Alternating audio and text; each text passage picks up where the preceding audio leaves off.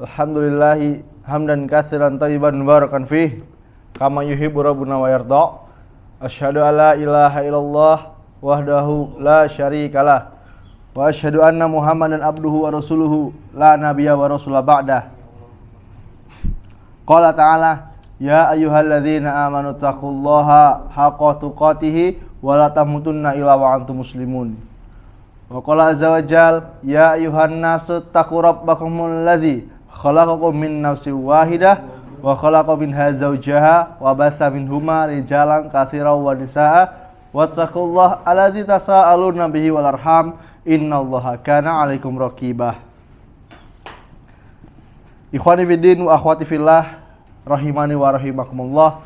Alhamdulillah,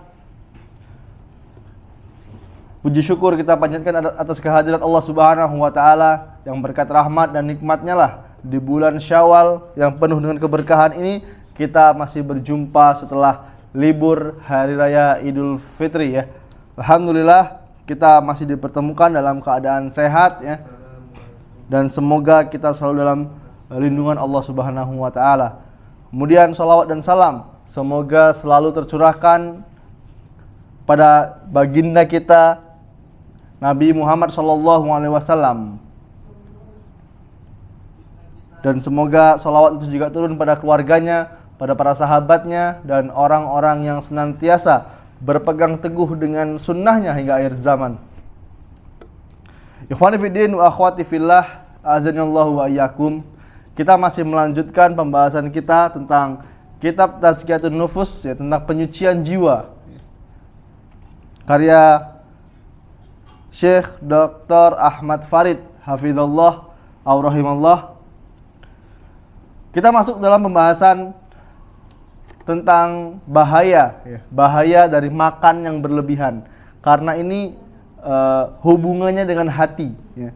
Makan yang berlebihan. Setelah kita beberapa pekan yang lalu membahas tentang bahaya bergaul yang berlebihan ya. Banyak ngobrol yang gak ada faedahnya, itu sudah kita bahas. Alhamdulillah hari ini insya Allah semoga Allah mudahkan kita akan membahas tentang bahaya makan yang berlebihan. Di zaman yang modern ini ikhwan, pola makan bisa jadi tidak terkendali ya. Karena banyak sekali kemudahan bagi kita untuk makan. Apa? Yang makan cepat saji itu namanya junk food ya. Junk food ya. Ini menyebabkan mengandung banyak kalori biasanya. Ini harusnya yang bahas ini ahli gizi ya. Tapi nggak apa-apa, kita akan coba pelajari bersama ya tentang makanan ya. Kenapa makanan ini bisa menjadi sumber penyakit? Ya kan? Seperti junk food apa? Yang makanan ditumpuk-tumpuk itu apa namanya? Roti apa? Burger ya. Padahal kan secara apa? Kasar mata bagus dong. Sayuran, buah, daging gitu kan, tomat ya kan. Roti. Kenapa kok bisa kalau sering makan itu bisa jadi penyakit malahan? Karena ini menyebabkan mengandung banyak sekali kalori dan gula. Sependek yang kami pelajari ini. Kita ambil studi kasus, pria dewasa itu kurang lebih satu hari membutuhkan 2000 sampai 2500 kalori. Ini ada Dokter Ibrahim, kalau salah mohon koreksinya dok ya. Ya. Satu hari itu membutuhkan 2000 sampai 2500 kalori. Kalau pengen kecil ya, pengen ideal itu harus dipangkas menjadi 500 kalori. Pria dewasa kalau diukur kebutuhan kalorinya satu hari 2000 kalori, maka kalau pengen ideal maka dia harus makan makanan yang mengandung 1500 kalori. Itu didapatkan dari mana? Nasi, telur, ya, daging. Tapi ingat, jangan berlebihan. Kalau berlebihan, jadinya lebih dari 2000 kalori yang menyebabkan badan menjadi berat. Ya. Pola makannya seperti ini ya, makan yang kotor, yang nggak sehat tadi, itu menyebabkan menumpuknya penyakit. Ya. Biasanya dok, kalau Idul Fitri, itu menjelang Idul Fitri sepi rumah sakit dok ya? sepi rumah sakit. IGD, saya ke IGD kemarin, 1 hari sebelum Idul Fitri sepi IGD. Tapi kata teman-teman keamanan, ya, sharing aja ngobrol. Biasanya Ustaz kalau habis Lebaran rame Ustaz. Orang masuk IGD rame. Yang kolesterol ya, yang apa lagi jantung biasanya. Ini karena apa? Disebabkan banyak makan. Hari Idul Fitri yang dimakan apa? Daging semua. Yang Allah mudahkan di rumahnya punya daging, ya, masak daging 2 hari ini biasanya daging terus nih, ya. Daging, minum-minumannya bersoda, ya. Nah, ini nggak sehat. Boleh ya, boleh, tapi jangan berlebihan. Karena dalam Islam ya, Allah Subhanahu wa taala sudah mengingatkan dalam surat Al-A'raf ayat yang ke-31.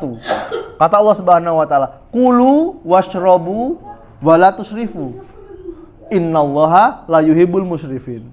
Makanlah, minumlah, tapi jangan berlebihan. Innallaha la yuhibbul musrifin. Sesungguhnya Allah tidak menyukai orang-orang yang berlebihan. Secara global, ya, mau makan rendang, mau makan daging, ya, mau makan steak, mau makan burger, boleh. Tapi ingat, jangan berlebihan. Makan santan, monggo silakan. Karena sebagian orang Indonesia ini kalau nggak pakai santan nggak gurih katanya. Betul Pak ya? Iya, kalau nggak makan santan nggak gurih katanya. Ya. Nasi gemuk aja, nasi uduk itu orang Jawa bilangnya apa? Sego gurih gitu. Karena pakai santan. Boleh makan, silahkan. Tapi jangan berlebihan. Ibnu Katsir rahimahullah ta'ala, beliau mengatakan dalam surat tafsir dari surat Al-A'raf ayat yang ke-31 ini, sebagian salaf berkata bahwa Allah telah mengumpulkan semua ilmu kedokteran pada setengah ayat ini. Setengah ayat ini. Apa tadi ayatnya? Kulu washrabu wa la tusrifu. Makanlah dan minumlah, jangan berlebihan. Silakan konsultasi dengan dokter manapun ya. Penyebab awal banyaknya penyakit ini dari tubuh kita adalah apa? Banyak makan. Nggak imbang, nggak balance antara apa? Karbo, serat, sama protein. Kebanyakan protein juga nggak bagus. Kebanyakan serat juga nggak bagus. Ya. Kebanyakan karbohidrat juga apalagi. Ya. Ini harus imbang. Makanya orang-orang zaman dulu Mas, orang-orang zaman dulu, zaman mbah-mbah kita dulu, jarang yang punya penyakit apa? Kolesterol, jantung, stroke. Karena apa? Makannya mereka teratur dan terjaga. Lihat mbah-mbah kita dulu makannya apa? Ubi godok, ya Pak ya? Apalagi pisang rebus, pisang kukus, apalagi tiwul, gatot. Nah ini makannya orang zaman dulu seperti itu. Jadi jarang dari mbah-mbah kita dulu yang banyak penyakit. Tapi orang-orang zaman sekarang dimudahkan ya kawan. Zaman kita ini dimudahkan soal makanan. Antum ingin makan apa? Tinggal download aplikasi. Pesan ojek online. Nggak usah keluar rumah, nggak usah panas-panasan. Yang penting punya fulus. Kalau punya fulus, gampang semuanya. Ya. Nggak apa-apa lah kerja siang malam, nyenengin diri sendiri. Pagi makannya nasi uduk, siang nasi padang, malam nasi goreng. Ya. Sebulan sekali check up, kan gitu. Kalau nyari duit buat makan, sisa duitnya buat apa? Buat berobat. Nggak apa-apa Mas, kan badan-badan saya. Iya betul, badan-badan sampean Mas. Tapi kalau sakit yang repot siapa? Kalau bujang ya orang tuanya yang repot. Ya. Kalau udah punya keluarga ya anak istri yang repot. Wal iyazubillah kalau meninggal. Ya. Emang betul rezeki Allah yang ngatur, tapi apa enggak kasihan sama anak istrinya? Ya. Kan gitu. Betul, udah makan ngawur sembarangan dimakan. Hidup dan mati di tangan Allah katanya. Ya betul. Ya. Tapi ikhtiar kita untuk sehat apa? Ikhtiar untuk kita sehat dengan menjaga pola makan dan olahraga, itu aja. Ya. Ini makannya banyak, tapi kurang gerak, kurang berolahraga. Akhirnya lemak numpuk menimbulkan penyakit. Bahaya makan yang berlebihan, ikhwan fillah rahimani wa rahimakumullah. Hal yang paling membinasakan manusia. Hal yang paling membinasakan manusia. Apa itu? Syahwat perut. Syahwat perut, pengen makan terus. Gak berhenti ngunyah ini. Apalagi lebaran ini, kawan. Harus dikontrol ini. Ya. Ini hal yang membinasakan karena syahwat perut itulah yang menyebabkan Nabi Adam alaihissalam dan istrinya Hawa diusir dari surga. Karena apa? Pengen makan buah. Orang nyebutnya apa? Buah khuldi. Itu salah, ikhwan. Nama buahnya apa? Allahu a'lam. Yang ngasih nama buah khuldi itu iblis. Khuldi itu artinya artinya kekal. Oh ya Adam, kalau kamu pengen selamanya tinggal di surga, tuh makan buah khuldi katanya. Padahal nama buahnya bukan buah khuldi. Kita ditipu sama iblis selama ini. Ya. Nama buahnya apa? Allahu a'lam. Ya. Akhirnya karena pengen makan ini, ya dibujuk sama istrinya, ayolah mas, ambil aja mas. Nah ini, ya, ini bahaya. Ditipu muslihat wanita itu lebih parah daripada iblis, daripada syaitan, daripada jin. Ya. Harus hati-hati. Kalau masalah bahas tipu daya, coba antum perhatikan. 80% ya, pejabat-pejabat yang korupsi itu dorongan dari apa? Istrinya. Istrinya pengen pakai tas harga 18 juta. Gaji suaminya berapa? 8 juta. Ya. Akhirnya megang proyek gelap mata. Sunat dikit proyeknya buat beli tas. Tasnya siapa? Tas istrinya. Ini syahwat, ya. Keinginan. Ini berbahaya, ikhwan, ya. Berbahaya. Jadi yang membuat Nabi Adam alaihissalam ya, diusir dari surga itu karena syahwat perut. Beliau alaihissalam dimiskinkan ketika turun ke dunia. Hal itu karena keduanya dilarang mendekati buah. Wala taqrabu hadhihi sajarata. Jangan kamu mendekati pohon ini. Jangankan untuk makan nih, kawan. Mendekati aja nggak boleh. Ya. Tapi keduanya ngeyel karena bisikan siapa tadi? Iblis. Akhirnya makan.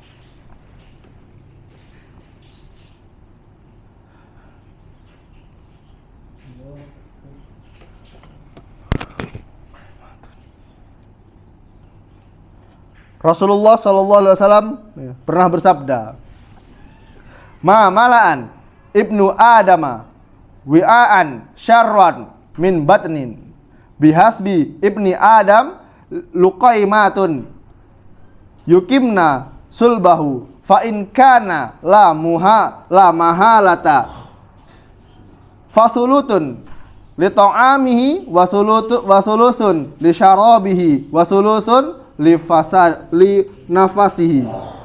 Kata Rasulullah SAW, tidak ada wadah, tempat, bejana di sisi anak Adam, itu manusia, yang lebih buruk daripada perutnya. Cukuplah beberapa suap makanan untuk meluruskan punggung. Bila tidak mungkin, maka sepertiga untuk makanan, sepertiga untuk minuman, sepertiga untuk udara. Ini dalam Islam sudah diajarkan nih, kawan. Cara mengatur pola makan sudah diajarkan. Hadis yang sering kita dengar, walaupun hadis itu kurang tepat. Wallahu a'lam asal usulnya. Berhentilah makan sebelum kenyang. Itu kurang pas. Yang benar apa? Sepertiga untuk makanan, sepertiga untuk minuman, sepertiga untuk udara. Karena apa? Ingat ikhwan, ini seburuk-buruknya wadah ini perut kita ini. Antum kalau malam makan kenyang, Ya. Malam makan kenyang. Mau sholat malam atau subuh pasti lewat. Ya. Ini sebagian besar seperti itu. Apalagi laki-laki ya. Laki-laki ini biasanya habis nikah. Ini masih misteri ini. Kenapa habis nikah kok naik? Ya. Saya pun dulu sempat kebablasan nih Juan. Ya, mungkin teman-teman yang lama yang pernah kenal sama saya mungkin pernah lihat lah ya. Setelah menikah kebablasan. Karena apa? Ya emang dimanjakan di rumah gitu. Baru-baru menikah ada yang naik 25 kilo ya. 10 kilo habis menikah. Ya. Karena apa? Di rumah makan. Tempat kerja makan. Di rumah orang tua pas pulang makan. Makan semua nih. Ya. Ini biasanya. Walaupun ada beberapa gen, ya, gen tubuhnya manusia itu yang nggak bisa gemuk. Ada yang makan banyak tapi nggak gemuk-gemuk. Ya. Susah buat naikkan berat badan. Ada yang makan dikit gemuk, ya. Nggak tahu nih kita tipe-tipe yang mana ini, ya. Banyak makan tapi kurang gerak. Akhirnya apa? Menimbulkan penyakit. Ini harus digencarkan ini, ya. Digencarkan pola hidup sehat nih. Sebagian teman-teman kajian nih harus berolahraga. Karena apa? Seburuk-buruknya wadah, seburuk-buruknya tempat itu adalah perut kita, ya kawan. Karena semuanya masuk ini, ya. Kalau nggak sampai nggak berhenti makan, nggak apa namanya sendawa ya, nggak. Kalau belum sendawa berarti belum berhenti. Dan sebagian kesalahannya saudara-saudara kita ketika alhamdulillah, alhamdulillah. Padahal tidak dicontohkan oleh Nabi Muhammad Shallallahu Alaihi Wasallam. Makannya nggak perlu sampai kenyang, ya. Cukup sepertiga untuk sepertiga untuk apa tadi makanan, sepertiga untuk air, sepertiga untuk udara, biar nggak begah perutnya. Pernah nggak tuh merasa makan sampai begah? Kalau sekali-sekali tidak apa-apa, tapi kalau keseringan makruh ya, Wan. Hari raya misalnya Id ya, kita makan di rumah, kita makan misalnya pagi di rumah orang tua kita makan, di rumah saudara kita di rumah kolega kita misalnya kita diundang untuk makan ya. Kalau sekali enggak apa-apa. Tapi kalau setiap hari terus kalau makan, nah ini makruh. Ya. Apalagi kalau sholat. Ini dibahas di sini waktu kajian ya. Pas tarawih, makannya udah kayak apa nih makannya nih? Udah kayak 3 hari nggak makan. Pas tarawih kekenyangan. Allahu Akbar, pas imam baca waladhdallin, amin, makan pete, makan jengkol. Ini enak ikhwan, tapi buat sadar diri gitu loh, ya. Kasihan sebelahnya terzolimi. Rakaat keempat, nah ini kan nggak pas ya, sepertinya nggak pas. Kalau dia sendiri yang mencium aromanya mungkin wah enak ini habis makan sambal ati misalnya, pakai pete. Tapi sebelah kita terzolimi mereka. Ya. Ada yang curhat kita, Ustaz, saya tidak mau Ustaz terawih di sana Ustaz. Kenapa? Ada fulan, dia itu kalau sholat bersendawa terus Ustaz. Ini gara-gara satu orang membuat orang lain tidak ke masjid. Bahaya ini ya. Jadi harus pintar-pintar dikontrol ya, di-manage perutnya. Biar tidak berlebihan. Ngemil juga, ngemil boleh ikhwan, ngemil itu boleh, tapi jangan berlebihan, itu aja kuncinya, ya. Mangan apa? Keripik misalnya, keripik itu kalau nggak habis, nggak berhenti biasanya makan, Pak. Ya.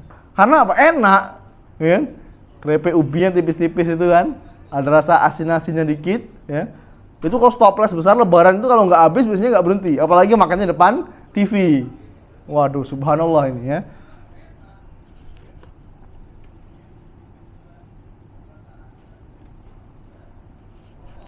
Kami pernah mendapat sebuah faidah ya. Orang yang sering kenyang di dunia, ya, maka di akhirat adalah orang yang paling sering lapar. Orang yang sering kenyang di dunia itu di akhirat nanti orang yang paling lapar. Ya. Ini bahaya ini.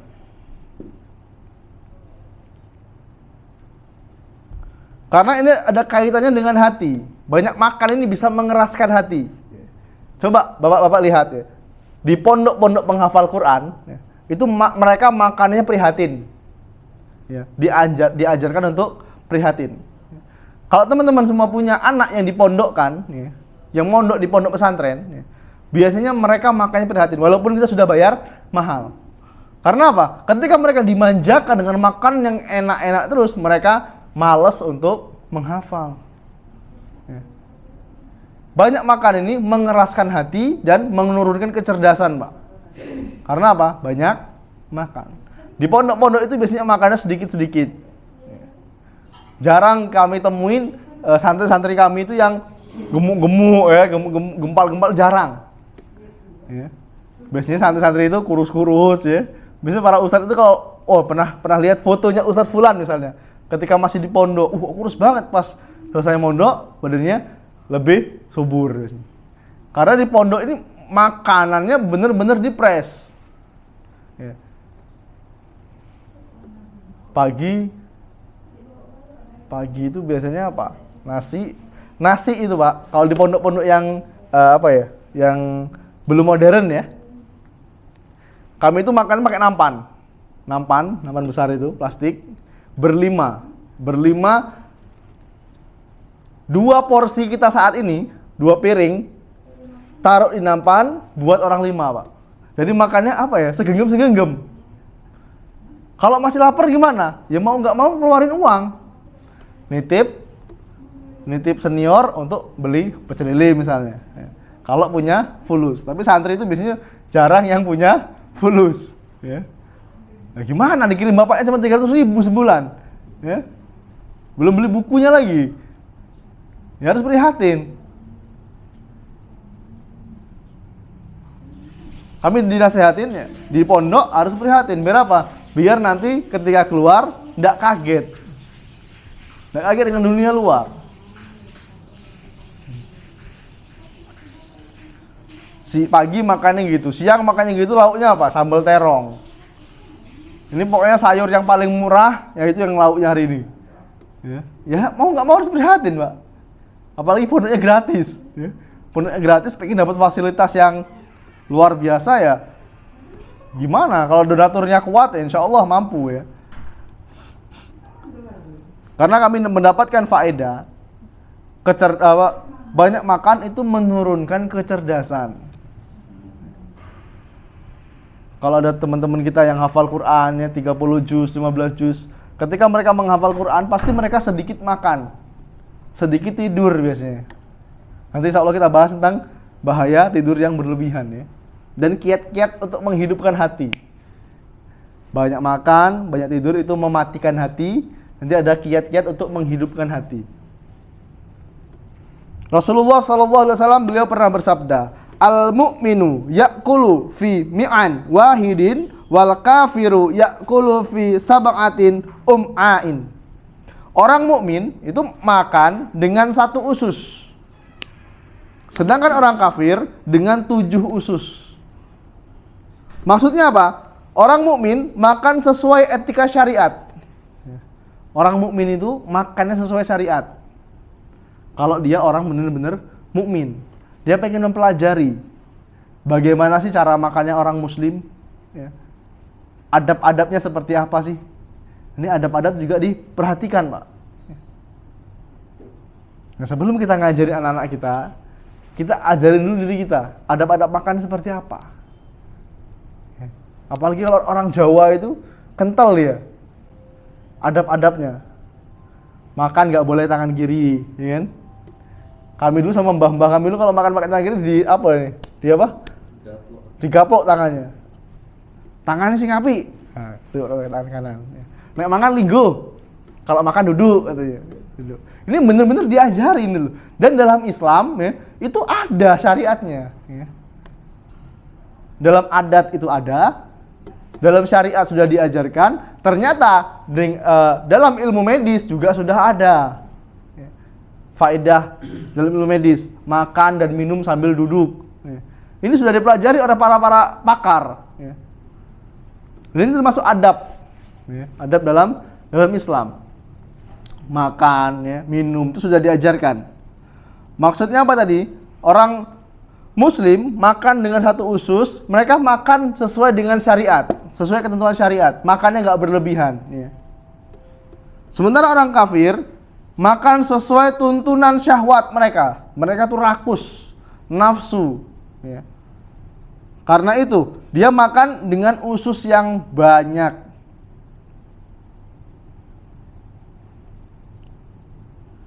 Ya.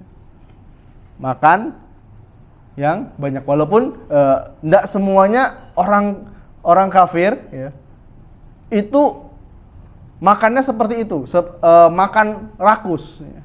Sebagian mereka sudah sadar, oh ternyata kalau makan berlebihan itu nggak bagus untuk kesehatan, padahal dalam Islam sudah diajarkan. Banyak orang-orang kafir yang mengambil metode cara hidup orang-orang Muslim, Mas. Ya. Adab. Orang Jepang bukan lagi kafir, musyrik mereka. Nyembah matahari. Ya. Tapi kalau soal adab luar biasa. Ya.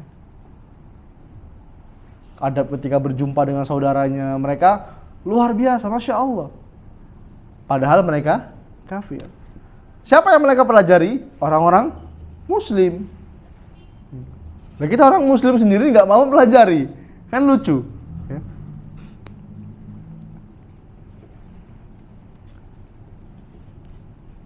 Di orang-orang kafir, mereka makan sesuai dengan syahwat mereka, nggak peduli. Kadang sampai dibuatkan jadwal wisata kuliner. Dalam Islam tidak diajarkan seperti itu, Mas. Mumpung Lebaran, Ustaz, mudik, mau wisata kuliner dulu. Apa yang ada di pinggir jalan belinya semua, dimakannya semua. Ini nggak diajarkan dalam Islam. Ya. Ini gimana ini? Ketemu sate, makan sate, ketemu apa lagi? Es, ketemu semua makanan yang kira-kira ini adalah makanan khas daerah itu, dibeli semua, dimakan semua. Kalau sakit baru ke air bunda misalnya. Nah ini, ya, repot. Jangan kita ikutin budaya orang kafir. Siapa yang bilang? Rasulullah Shallallahu Alaihi Wasallam. Al mu'minu ya'kulu fi mi'an wahidin, wal kafiru ya'kulu fi sab'atin am'a'in. Orang muslim, orang mukmin itu makan dengan satu usus. Sedangkan orang kafir itu makan dengan 7 usus.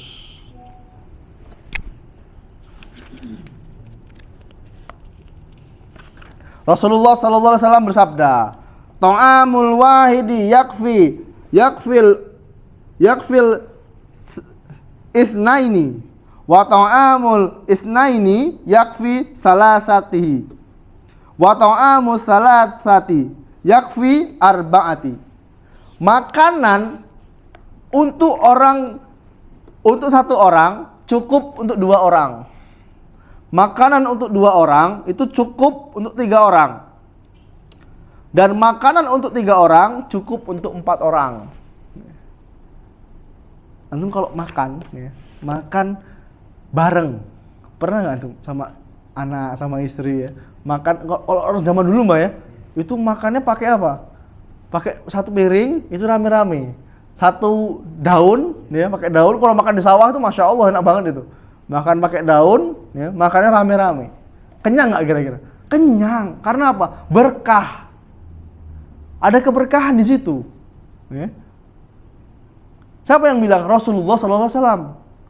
Kalau kita makan satu piring itu harusnya buat kita sendirian, tapi kalau kita makan berdua sama anak atau sama istri kita, kenyang. Ya. Karena apa? Ada keberkahan. Ingat ikhwan konsepnya. Kita ini hidup nyari apa? Berkah. Bukan nyari banyak. Ya. Banyak kalau nggak berkah buat apa? Ya. Jangankan kita ya, orang-orang yang nggak pernah sholat ya, orang-orang yang nggak kenal agama, kalau ketika mereka kerja apa? Allah mas, aku kerja yang penting berkah ya mas, kan gitu. Yang penting berkah mas. Padahal dia sendiri nggak paham berkah itu apa. Ya. Masih nggak teman-teman berkah? Ziyadatul khair ilal khair, bertambahnya kebaikan kepada kebaikan yang lain. Itu namanya berkah. Bismillah. Dengan demikian, sebaik-baik yang dimakan orang mukmin dialah sepertiga perutnya, minuman dalam sepertiga, dan sepertiga lainnya untuk nafasnya. Hal ini sebagaimana disebutkan oleh Rasulullah Shallallahu Alaihi Wasallam. Jangan sampai kita keseringan makan sampai begah perutnya. Ya. Buka puasa ini udah kayak apa? 3 hari nggak makan. Ya. Biasakan nih kawan, kalau makan itu ya, buka puasa kan lagi momen-momen apa? Syawal ya. Besok kalau antum puasa, makan sahur itu secukupnya aja. Walaupun orang Indonesia itu nih orang mangan sego, orang mangan pokoknya ya. Pokoknya harus makan nasi. Kalau nggak makan nasi ya belum makan. Ya. Padahal sahur itu cukup 7 buah kurma, 7 butir kurma itu ya. Itu kenyang sampai sore, Pak. Ya. Minum 1 gelas atau 2 gelas sebelum makan, minum 1 gelas, makan kurma 7 butir ya. Kemudian minum lagi ya. Nunggu sampai azan. Puasa insya Allah tahan sampai sore. Pas makan azan nih, misalnya azan dulu kan, bunyi sirene kalau di Linggau ya. Minum atau kalau ada kurma, makan kurma 1 atau 2 butir ya. Tidak ada sunnahnya makan ganjil ya ketika makan kurma. Kecuali Idul Fitri, hari raya, boleh makan ganjil 3, 5 atau 7 ya. Ketika berbuka puasa cukup dengan kurma berapa butir dimakan, minum, azan, berangkat sholat dulu. Setelah sholat baru makan berat ya. Atau makan buah atau makan yang lainnya. Insya Allah itu sudah mencukupi. Badan jadi enak, enteng ya, wajahnya fresh. Biasanya seperti itu. Nanti coba sama-sama dipraktekkan ya. Karena ini baru mencukupi sepertiga untuk makanan, sepertiga untuk air, dan sepertiga untuk udara. Lebih bagus lagi kalau lagi tidak puasa, 1 hari ya laki-laki dewasa itu minum minimal 3 liter air. Minimal 3 liter air. Tapi jangan sekaligus. Pagi segelas, ya. Mau berangkat kerja segelas. Nanti diatur, kan ada botolan itu, botolan yang ada apa garis-garisnya per liter itu kan. Kalau bisa sehari minum 3 liter. Ini baru badannya enak nanti, enteng, kenyang. Ya. Insya Allah perutnya kenyang. Karena apa? Ada yang namanya lapar palsu. Lapar banget ya. Kalau antum lapar, tahan dulu 10 menit. Ini kalau lagi gak puasa ya. Lapar, tahan 10 menit. Kalau masih lapar, minum.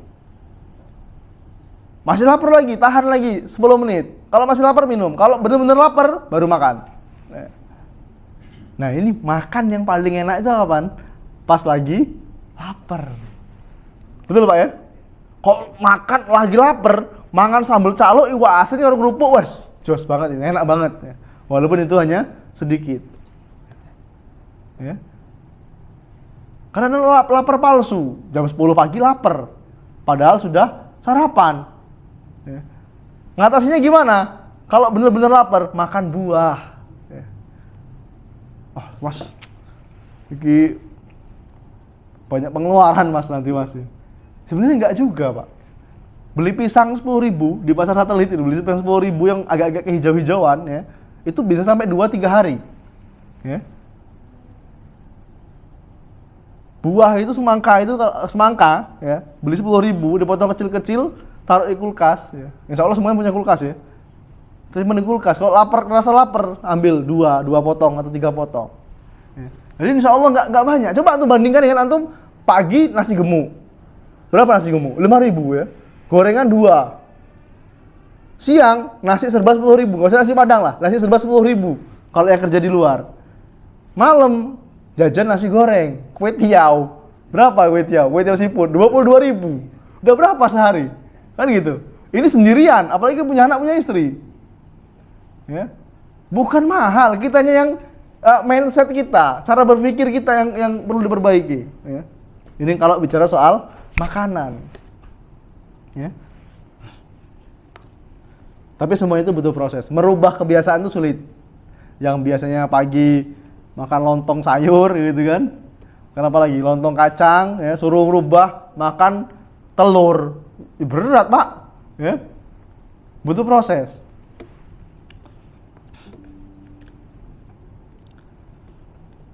Nabi Muhammad SAW dan para sahabatnya sering merasa kelaparan. Meskipun hal itu karena tidak ada makanan. Hanya saja Allah tidak memilihkan Rasulnya, Rasul Sallallahu Alaihi Wasallam, ya, kecuali kondisi yang paling sempurna dan paling baik. Oleh sebab itu, Ibnu Umar meniru semua itu, ya, walaupun dia memiliki makanan. Sahabat itu, ya, para sahabat Nabi Muhammad SAW, mereka lapar bukan karena mereka semuanya miskin. Bukan berarti mereka semuanya miskin, tapi apa? Mengikuti pola hidup Nabi Muhammad Shallallahu Alaihi Wasallam.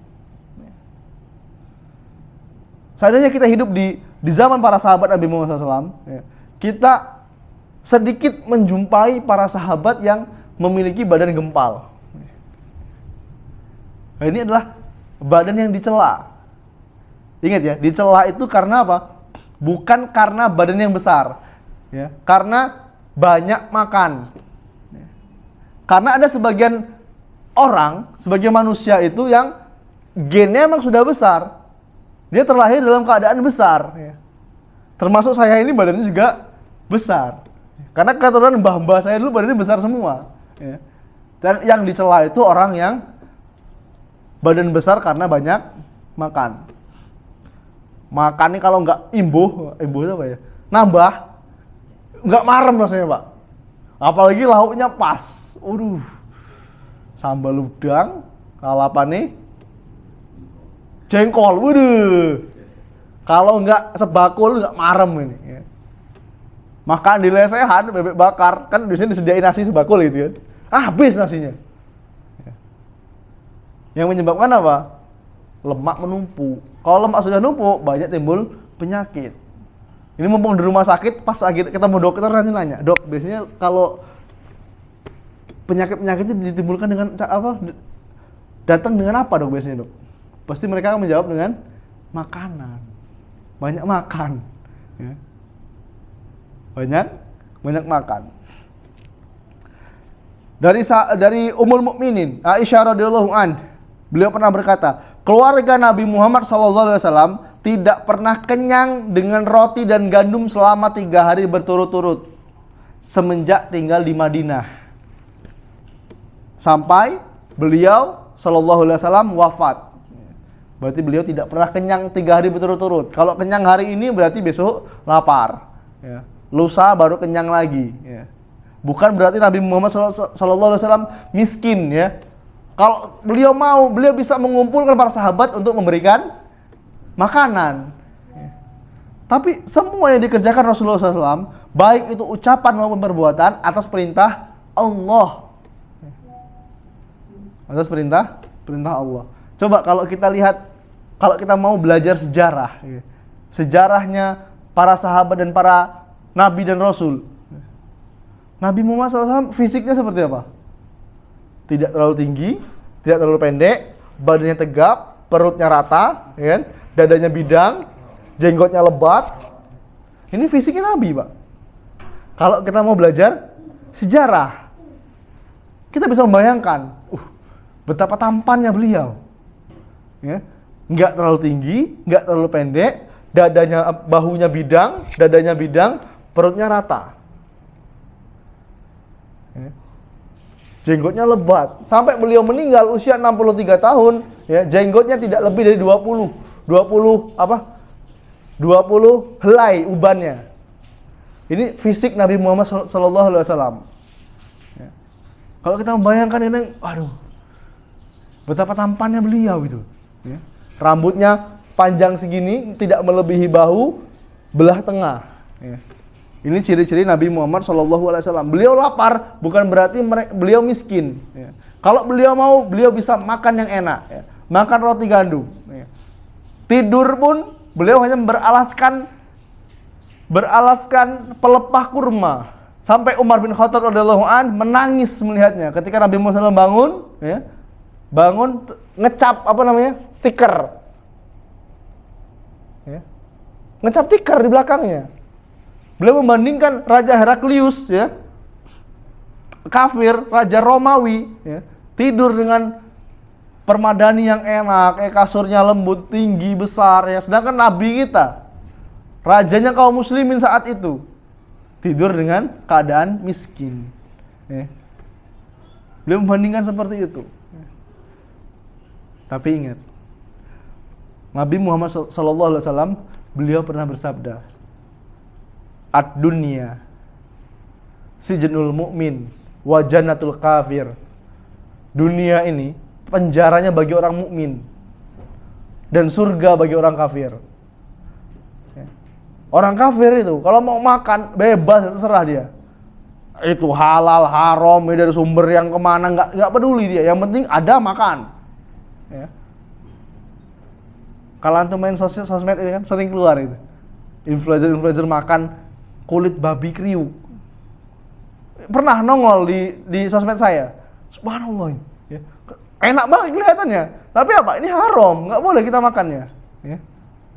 Orang kafir nggak peduli dia, ya. Baik itu haram secara zat nampak maupun dari sumbernya dari mana nggak tahu. Ya. Kita orang Muslim mau makan nanas misalnya, tapi dari hasil mencuri, boleh nggak kira-kira makan? Nggak boleh. Padahal hukum asalnya nanasnya apa? Halal. Dikasih teman kita mangga misalnya. Nah, Mas, ini mangga nih, aku habis ngambil dari rumah Pak RT tadi. Enak, kalau biasanya kalau mangga maling nih enak biasanya. Oh, kita orang mukmin nggak boleh ini, ya, haram kita makan. Ya. Tapi orang kafir nggak peduli dia. Ya. Orang-orang kafir nggak peduli dari mana sumbernya, ya, makan apa yang dia makan, ya. Walaupun itu menjijikkan, nggak peduli. Yang penting apa? Enak kata dia. Di antara faedah lapar, ya. Nah, Ibrahim bin Adham radhiyallahu an, beliau pernah berkata, rahimahullah taala, beliau pernah berkata, barang siapa yang mampu mengatur perutnya, berarti dia mampu mengatur agamanya. Barang siapa menguasai laparnya, dia memiliki akhlak yang baik. Sesungguhnya kemaksiatan itu jauh dari orang lapar dan dekat dengan orang yang kenyang. Ini gara-gara apa? Makan korelasinya kemana? Ke hati. Biasanya kalau orang yang lapar, ya, yang sering lapar, akhlaknya bagus. Ini kata siapa? Kata ulama, ya, bukan kata saya. Ya. Barang siapa yang mampu mengatur perutnya, berarti dia mampu mengatur agamanya. Ini orang yang mampu mengatur perutnya, ya, yang menjaga perutnya, biasanya dia akan ibadah mudah. Kami pernah merasakan, ya, ketika banyak makan itu, mau sholat susah, Pak. Bangun sholat itu susah banget. Subhanallah. Sampai konsultasi ke Ustaz. Ustaz, kenapa Ustaz? Kita nih mau ibadah sulit banget Ustaz. Ya karena apa? Banyak makanan tuh. Coba dikurangi makannya. Nggak nyuruh berhenti makan, ya. Kurangin makannya. Kurangin makannya. Karena ketika kita mengurangi porsi makan kita, itu banyak sekali kebaikan, ikhwan. Ya. Hubungan sama istri enak biasanya, ya. Apalagi kerjaan kita enak, apalagi kerja di lapangan yang kita tugasnya sering warawiri, ya, di lapangan. Kalau badan kita besar sulit kita, ya. Mobilnya susah, milih baju juga susah biasanya. Saya pernah mengalami soalnya. Di antara faedah lapar, ya, yang paling besar adalah bisa mengalahkan syahwat untuk perbuatan maksiat dan menguasai nafsu yang selalu mengajak pada kejelekan. Ini nafsu sudah pernah kita bahas. Nafsu amaratu bisu, nafsu yang sering mengajak kepada keburukan. Karena apa? Biang semua perbuatan dosa adalah syahwat dan kekuatan. Biang semua dosa adalah syahwat, rasa ingin, ya, kepengin. Itu udah bayar syahwat. Bagi kalau sudah punya duit biasanya kan, oh, mau makan apa aja ya bebas, terserah, siapa mau ngelarang, duit saya kok, kan gitu ya. Beli kopi yang manis-manis itu harga berapa? 35.000 kopi. Saya pernah dibelikan kopi sama temen ya. Kopi-kopi es gitu, berapa harga? 35.000. Ini bener nih harga kopi 35.000 nih ya. Lah kenapa? Santai aja. Dalam hati saya, iya kamu punya duit gitu kan. Tapi kalau setiap hari kayak gini, wah udah harganya mahal, penyakit semua isinya ya. Beli minuman di minimarket itu kan. Minuman kalau kita keseringan minum itu, apalagi minuman yang bersoda, Pak. Minum bersoda itu penyakit semua isinya ya. Gulanya berapa persen coba? Makanya kalau habis lebaran, kembali ke topik awal tadi, di rumah sakit banyak apa? Penuh orang yang kolesterol, kadar gula naik. Karena apa? Minum bersoda. Saya nggak nyebut merek ya. Minum bersoda, ya. Minum kaleng itu. Antum lihat, gulanya berapa? Berapa persen gulanya? Kita selama ini kan sebelum kita melek gizi, minum aja kan enak, seger loh. Teh yang kemasan itu. Gulanya 25%, 30%, ya. Subhanallah. Sedangkan ketika kita pelajari ya, kebutuhan gula kita dalam sehari itu hanya 25 gram. Kebutuhan gula sehari. Ya, kebutuhan gula sehari 25 gram. Didapat dari mana? Nasi. Nasi itu kalau satu centong udah berapa gram gulanya? Ya. Makanya kalau orang yang kena gula itu biasanya apa? Beralih ke nasi merah kan gitu ya. Walaupun keras-keras gak apa-apa lah, yang penting gulanya dikit. Tapi minumnya apa? Teh kemasan. Minumnya minuman bersoda. Makanannya padahal nasi beras merah. 25 Selawe ini sama aja ya. Makanya kalau minuman itu, beli minuman ke minimarket, cek kadar gulanya berapa. Kalau cek kadar gula berarti ke rumah sakit. Maksudnya cek kandungan gulanya. Cek kandungan gulanya berapa gram. Sekarang mungkin nggak ngaruh, tapi 10-15 tahun lagi baru terasa dampaknya. Ya. Saya masih sehat kok, hari ini mau minum soda 5 botol masih kuat saya. Mau baru 20-an tahun kok, 30 tahun kok, tapi nanti ya, ketika umur 55-60 baru kerasa ini biasanya. Ini biasanya Pak ya. Wallahu alam, ini biasanya. Ya. Ketika kita lihat orang tua yang umurnya 65 nih ya. Saya pernah ketemu tukang di rumah sakit. Umurnya berapa? 83 tahun. Yang suka bantu di rumah sakit ini. Umurnya berapa, Pak? 83. Harusnya saya panggil Mbah ini.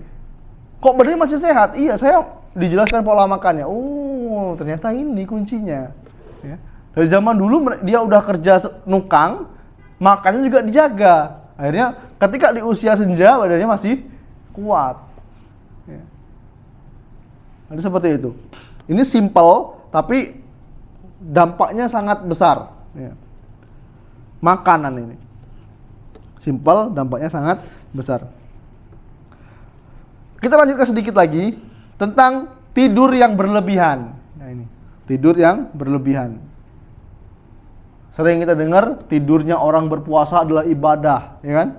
Ini jadi orang berpuasa ini habis sholat subuh tidur sampai jam 11.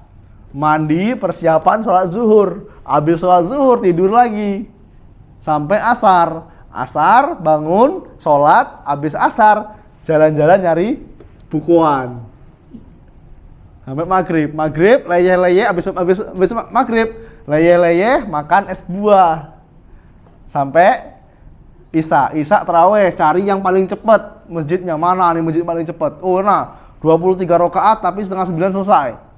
Ya. Nggak mau aku masjid situ. Kenapa? 8 rakaat di situ. Iya, tapi lama banget imamnya itu.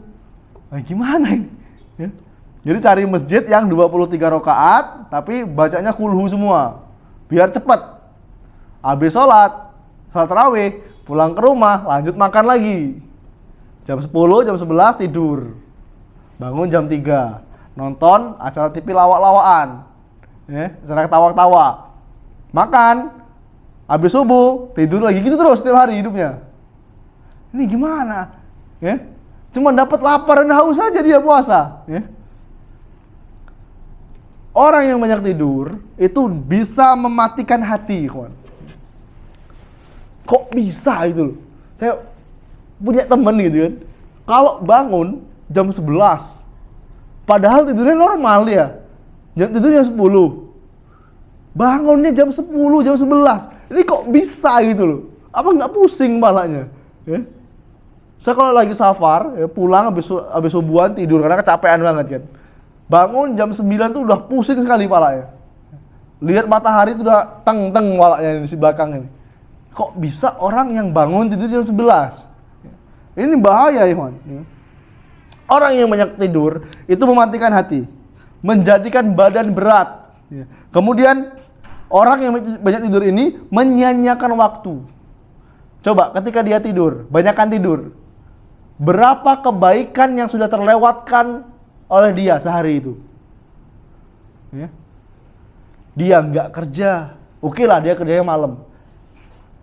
Tapi kebaikan yang lain, sholat duha misalnya, baca Al-Quran. Ya.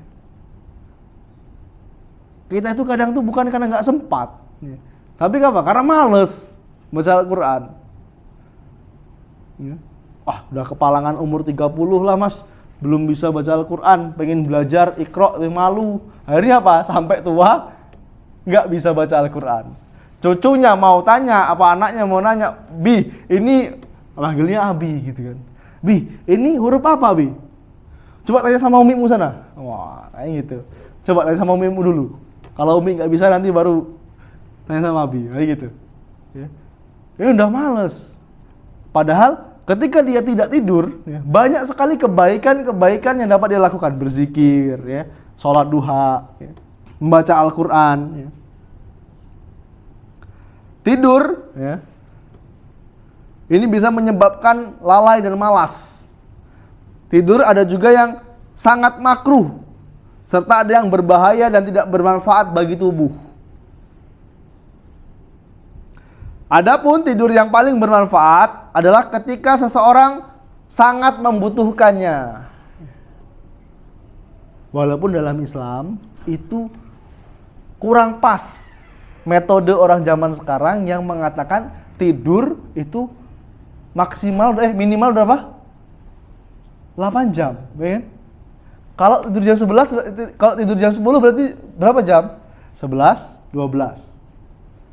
Terus 1, 2, 3, 4, 5. Terus 6. Bangunnya berapa? Sholat subuh nggak kira-kira? Enggak. Ini metodenya orang Barat. Ya. Sedangkan dalam Islam diajarkan apa? Untuk sedikit tidur.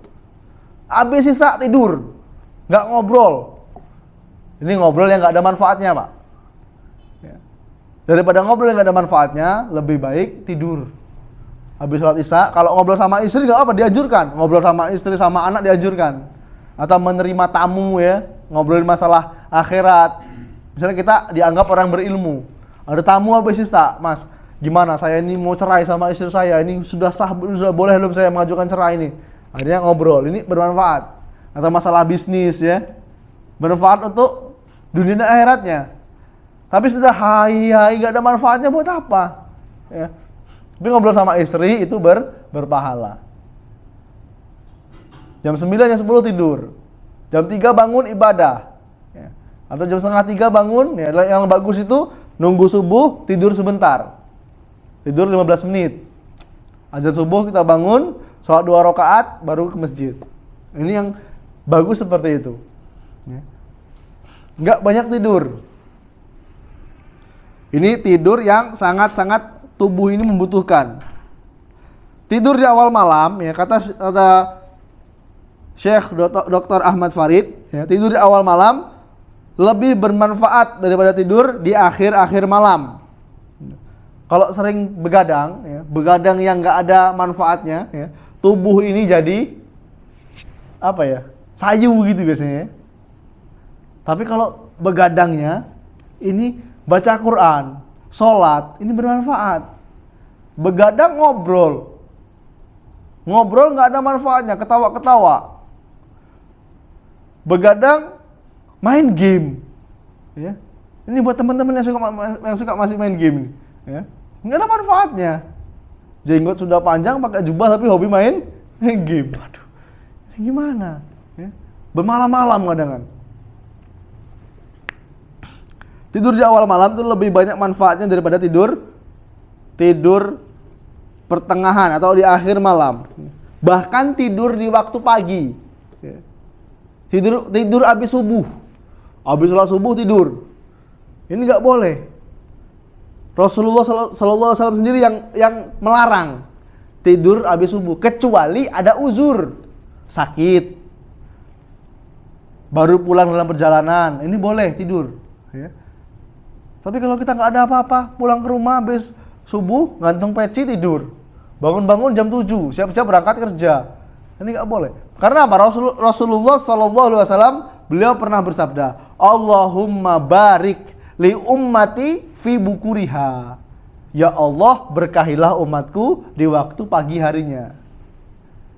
Antum kalau punya toko, ya, punya toko atau punya warung, Pak, ya, punya warung kelontong gitu, buka jam habis sholat subuh, Pak. Mas, nggak ada yang beli, Mas. Walaupun nggak ada yang beli, tapi Anda dapat keberkahannya. Dapat keberkahannya. Kalau punya usaha, ya, punya usaha peternakan misalnya, ya. Habis subuh jangan tidur. Ke tempat usahanya, entah bersih-bersih, entah apalah. Ya. Karena apa? Ada keberkahan di situ di waktu pagi. Zikir pagi, ya, zikir pagi, baca Al-Quran sebentar, 1 lembar, 2 lembar, ya. Kalau nggak bisa 1 juz, 1 lembar. Kalau nggak bisa 1 lembar, 1 surat. Kalau nggak bisa 1 surat, 1 ayat lah minimal. Ya. Karena apa? Ada keberkahan di waktu pagi. Kalau lihat mbah-mbah kita dulu kan bangunnya jam berapa? Jam 3 mbah-mbah dulu. Ya. Padahal mereka belum paham dengan ilmu agama. Bahkan ada yang nggak sholat. Jam 3 itu kalau bahasa Jawanya apa? Cetek geni. Cetek geni membuat api. Ya. Di dapur. Ya. Buat api, masak air, ya. Masak nasi. Jam 3 loh. Itu ada keberkahan di sana. Ya. Habis subuh baru siap-siap berangkat ke sawah biasanya. Nggak tidur. Tidur di antara waktu subuh dan terbitnya matahari. Itu hukumnya makruh, bukan haram, ya. Makruh itu dibenci. Boleh tidur ketika matahari kira-kira sudah 1 ujung tombak. 1 tombak itu 40 cm. Kalau kita lihat matahari kira-kira udah naik, berarti kita baru boleh tidur. Kalau belum matahari kelihatan, tahan dulu ngantuknya. Ya. Ini tidur pagi juga bisa mendatangkan apa? Penyakit. Ya. Stroke, jantung, biasanya kan gitu. Tapi ada dokter Ibrahim, nanti mau dikoreksi kalau salah. Ya. Ini gara-gara apa? Tidur pagi.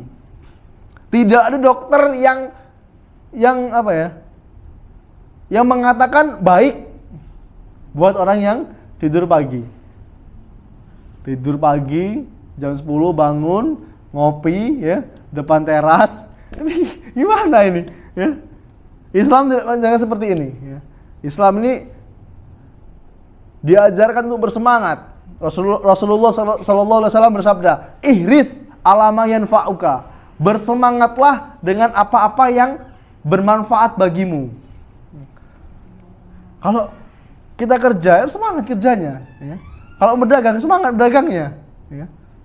Enggak tidurnya yang semangat. Karena tidur ini, banyak tidur itu bisa mematikan hati. Banyak tidur itu menyia-nyiakan umur, melewatkan sholat tahajud, ya. Membuat bodoh tabiat, karakternya dilemah, dan mengeraskan hati. Karena apa? Usia ini adalah mutiara yang paling berharga.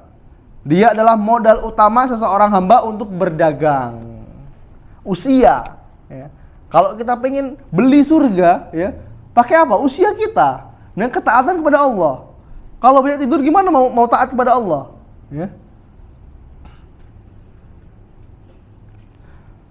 Mungkin hanya itu dapat saya sampaikan. Insya Allah pekan depan kita masih sedikit membahas tentang bahaya tidur yang berlebihan dan kiat-kiat agar menghidupkan hati. Ya. Dan faktor apa saja yang dapat menghidupkan hati.